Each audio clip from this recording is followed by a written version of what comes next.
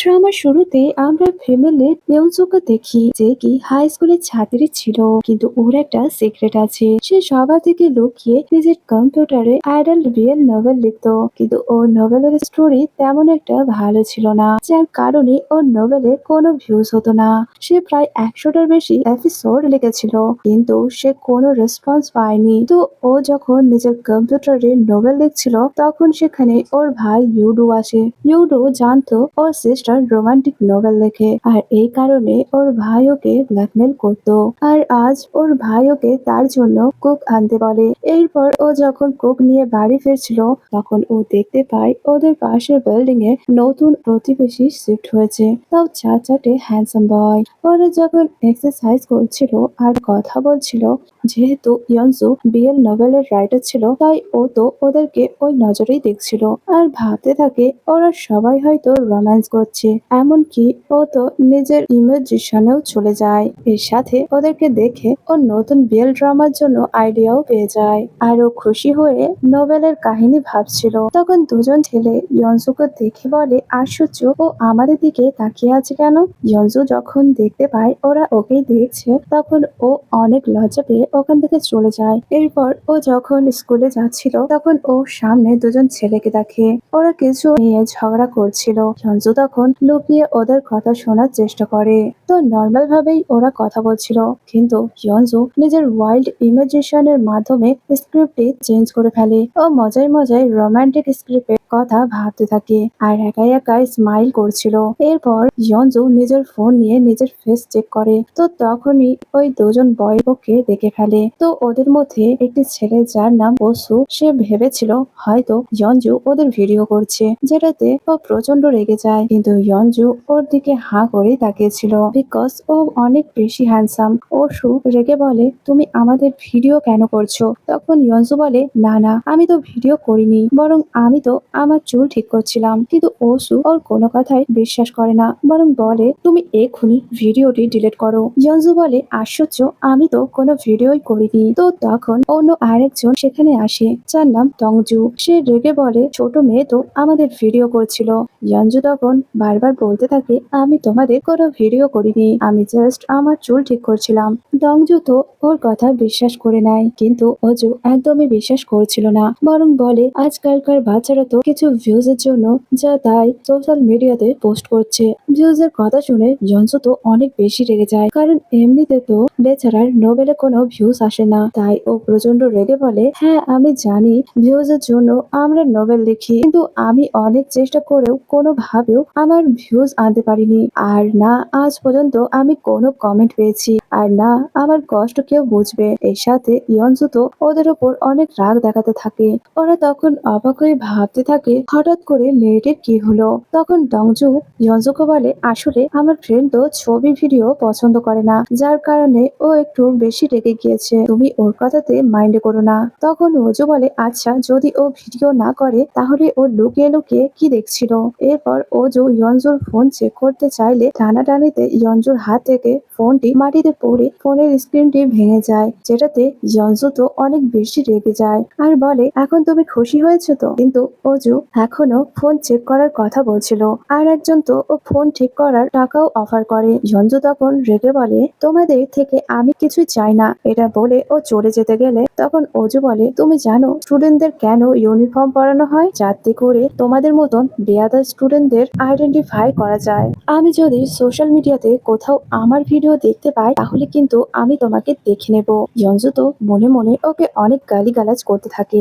একটু পরে বাকি দুই বয়ও সেখানে আসে। এরপর ওরা চারজন ওদের ওয়ার্কার প্লেসে চলে যায়। এরপর আমরা জানতে পারি ইয়নজু তো গার্লস স্কুলে পড়তো। স্কুলে আসার পর ওর বেস্ট ফ্রেন্ড জয় ওর সাথে দেখা করে। জয় এই কম বয়সে অনেকেই ডেট করেছে, কিন্তু এখনো পর্যন্ত ও নিজের ট্রু লাভকে খুঁজে পায়নি। এরপর ইয়নজু ওর ফ্রেন্ডের সাথে আজকে সকালে ঘটে যাওয়া ঘটনা শেয়ার করে। জয় বলে, তোর তো উচিত ছিল ওদের থেকে ফোন রিপেয়ারের টাকা নেওয়া। এরপর জয় বলে, জানিস আমার তো আবারও ব্রেকআপ হয়ে গিয়েছে। সঞ্জু একটু অবাক হয়ে বলে, আবারও? জয় বলে, আমি বুঝতে পারছি না না আমি কবে আমার ট্রু লাভ খুঁজে পাবো। ইয়ঞ্জু বলে আমিও তো এটাই ভাবছি, আমি কবে নিজের বয়ফ্রেন্ড খুঁজে পাবো। আমার তো মনে হচ্ছে আমি যদি প্রেম করতে পারি তাহলে আমি আমার নোবেলের মধ্যে ইমোশন গুলো আরো ভালোভাবে ফোটাতে পারবো। তখন জুই বলে আচ্ছা আমরা দুজন তো বেস্ট ফ্রেন্ড, কিন্তু আজ পর্যন্ত তুই তোর নোবেলের আইডিয়া আমাকে বলিসনি, আমি জানি না তুই কি টাইপের নোবেল লিখিস। ইয়ঞ্জু তখন এক্সকিউজ দিতে থাকে যে আমি চাই এটা সিক্রেট থাকুক, কারণ এমনিতে নোবেলে কোনো ভিউজ আসে না। এরপর ওরা যখন ক্লাসের দিকে যাচ্ছিল তখন দেখে কিছু মেয়েরা টিচার রুমে উকি মারছিল, কারণ আজকে স্কুলে নতুন 4জন টিচার এসেছে যারা অনেক বেশি হ্যান্ডসাম। তখন তো ওরাও দেখতে আসে। ওদের মধ্যে এক মেয়ে বলে 4জনের মধ্যে সবাই তো ইয়ং আর খুবই হ্যান্ডসাম, আর ওরা নিজেদের কলেজে পড়াশোনা শেষ করে এখানে এসেছে, এর সাথে ওরা তো খুবই ট্যালেন্টেড। তো টিচার রুমে মিস ইয়ং নতুন 4জনের পরিচয় দেয়। প্রথমে জিয়ানের পরিচয় দেওয়া হয়, সে কি ফিজিক্যাল এডুকেশন টিচার, ও নিজের কলেজের অনেক রেকর্ডও ভেঙেছে। এরপর টিচার দাজুর কথা বলা হয়, যে কি ল্যাঙ্গুয়েজ টিচার, সে অনেক ভাষায় পারদর্শী ছিল, কিন্তু এখানে সে শুধু জাপানিজ আর ইংলিশ ল্যাঙ্গুয়েজ শেখাবে। তখন এক স্টুডেন্ট বলে আমি তো জানতে পেরেছি টিচার দাজু খুবই রিচ ব্যাকগ্রাউন্ডের। এরপর টিচার দংজুর কথা বলে, যে কোরিয়ার লিটারেচার স্টুডেন্ট, ওর কিছু কবিতাও তো অনেক পপুলার হয়েছে। জয় তো টিচার দংজুর দিকে হাঁ করে তাকিয়েছিল, মনে হচ্ছে ও ক্রাশ খেয়ে গিয়েছে। ইয়ঞ্জু তো অনেক বেশি শকড হয়ে যায়, ভাবে এর সাথেই তো সকালে আমার দেখা হয়েছে। প্রচন্ড ভয় পেয়ে ভাবে আচ্ছা ওই শয়তান ছেলেটাও কি আমার টিচার নাকি। তখনই টিচার ওসুর কথা বলা হয়, যে ম্যাথের টিচার, ও খুবই জিনিয়াস, কলেজে থেকে ও অনেক রেকর্ড ব্রেক করেছে, অনেক জব অপরচুনিটি থাকার সত্ত্বেও ও টিচার প্রফেশনকে চুজ করেছে। ইয়ঞ্জু তো অনেক বেশি শকড হয়ে বলে এই শয়তানটা আমাদের ম্যাথমেটিক্স পড়াবে, তাহলে আমার কি হবে। স্টুডেন্টরা তো টিচারদের দেখে এত বেশি এক্সাইটেড ছিল যে দরজার লক ভেঙে ওরা সব টিচার রুমে ঢুকে পড়ে। টিচাররা তো ওদেরকে এভাবে দেখে অনেক বেশি শকড হয়ে যায়, আর মিস জন তো ওদেরকে দেখে অনেক বকাবকি করতে থাকে, যে তোমরা কতটা বেয়াদব হলে এরকম কাজ করতে পারো। স্টুডেন্টরা তো ভয় পেয়ে ওখান থেকে পালাতে থাকে, কিন্তু ওসু ওখানে ইয়নজুকে দেখতে পায় আর ভাবে সকালে যে বেয়াদা মেয়েটি ছিল ও কি এই স্কুলেই পড়ে। এরপর ওর সব ফ্রেন্ড মিলে টিচারদের নিয়ে কথা বলতে থাকে। জয় বলে আমার তো টিচার দংকে অনেক বেশি ভালো লেগেছে।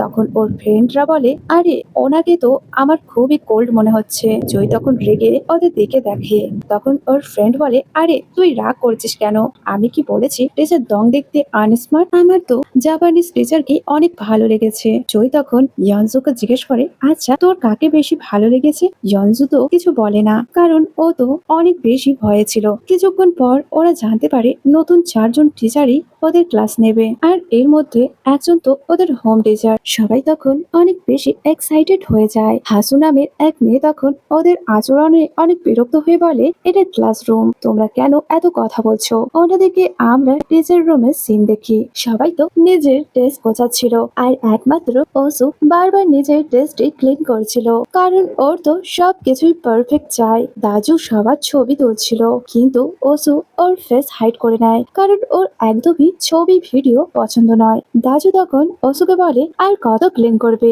এরকম করতে থাকলে সবাই তোমায় পাগল বলবে। তখন ওসু ওর বাকি ফ্রেন্ডদের বলে একে আমার সামনে থেকে দূরে কর, আমার তো ওর ফেস দেখেই রাগ হচ্ছে। তখন দাজু বলে আমার কি তোর ফেস দেখে খুশি লাগছে নাকি। দুজনের মধ্যে তখন ঝগড়া লেগে যায়, বাকি দুজন ওদের শান্ত করার চেষ্টা করে। অন্যদিকে জয় ইয়নজুকে বলে আমার তো প্রথম দেখাতেই টিচার দংকে অনেক বেশি ভালো লেগেছে, আমি ওনাকে দেখার পর যেমনটা ফিল করেছি সেরকমটা আগে কখনো ফিল করিনি। এরপর ইয়নজু বলে আসলে সকালে আমি যাদের কথা বলছিলাম ওরা হলো টিচার ওসু আর দংজু। সেটা শুনে জয় নিজেও শক হয়ে যায়। ইয়নজু বলে এই জন্যই আমি চাই না যে টিচার ওসু আমার কোনো ক্লাস নিক, আর আমি তো ওনার ফেসও করতে চাই না। কিন্তু ও যখন ক্লাসে ঢুকতে চায় তখন ও ক্লাসে ওসুকে দেখে প্রচন্ড ভয় পেয়ে যায়। এর সাথে সাথে ও দরজা বন্ধ করে দেয়। জয় জিজ্ঞেস করে আরে কি হয়েছে, ক্লাসে কেন ঢুকছিস না, কিন্তু ইউজু কিছু বলে না। এরপর ও যখন দরজা খোলে তখন দেখে টিচার ওসু তো ওদের দিকেই তাকিয়েছিল। আসলে ওসু ওদের ক্লাস টিচার। ওসু ভাবতে থাকে এই মেয়েটির তো ম্যানার্স শেখানো উচিত।